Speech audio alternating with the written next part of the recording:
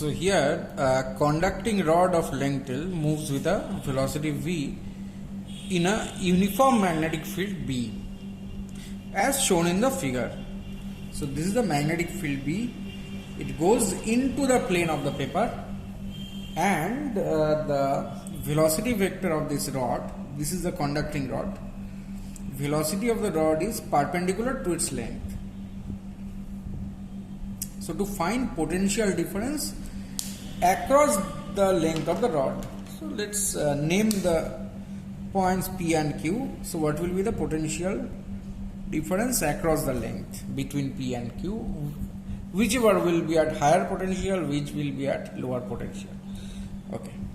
Now what happens when this rod is moved in the magnetic field in this way?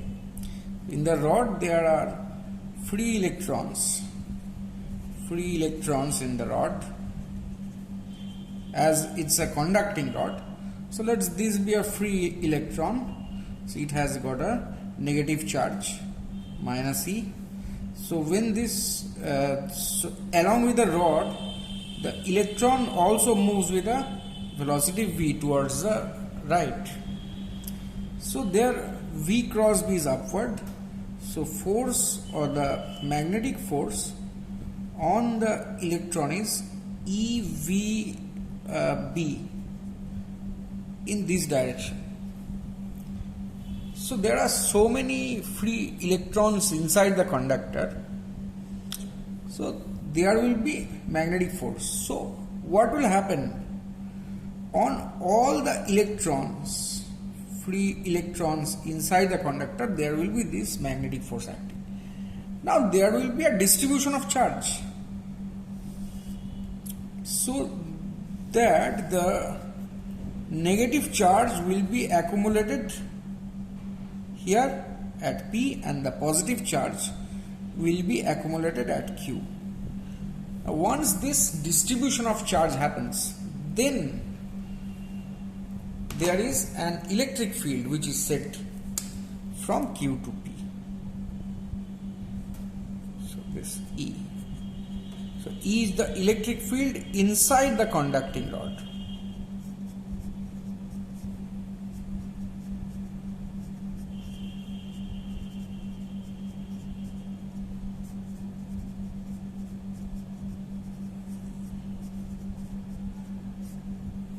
If the electric field is not setting, then what is going to happen? It's not possible, because the distribution of charge will happen, and so many charges are there, free electrons are there.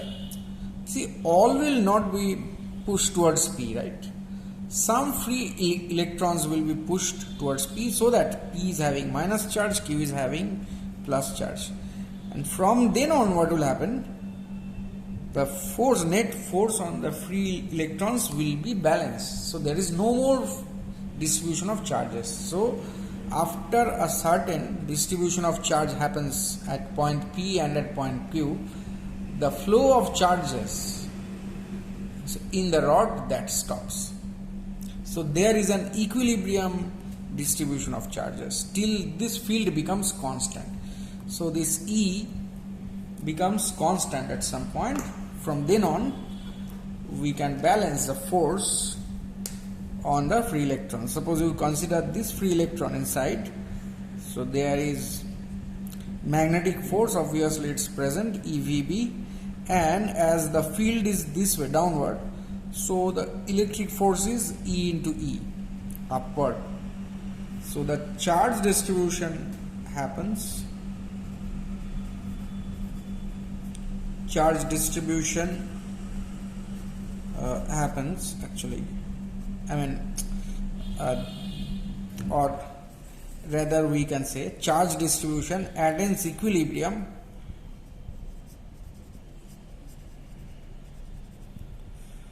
when these two forces are equal, E into capital E equal to EVB, that is E is equal to V times B.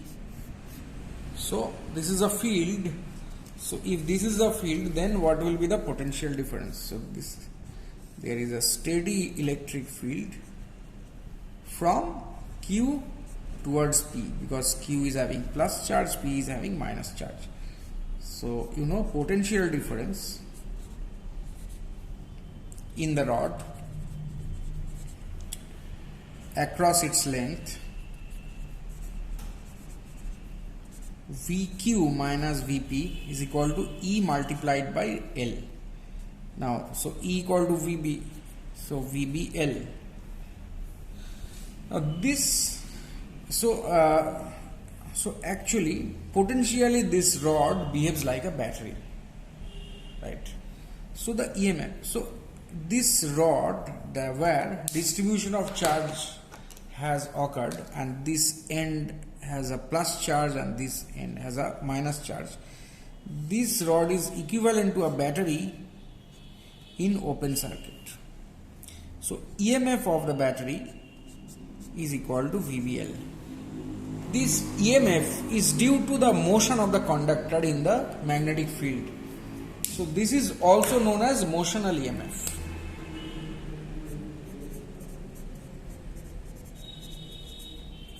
Motional EMF in the conductor in the magnetic field.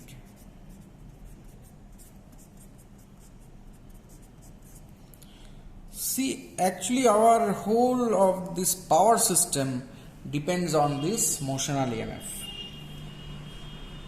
I think before also you have studied that a coil is rotating in a magnetic field, right?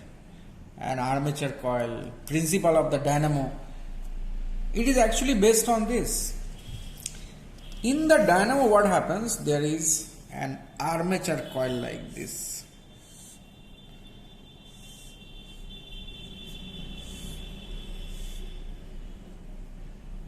Which rotates in a magnetic field.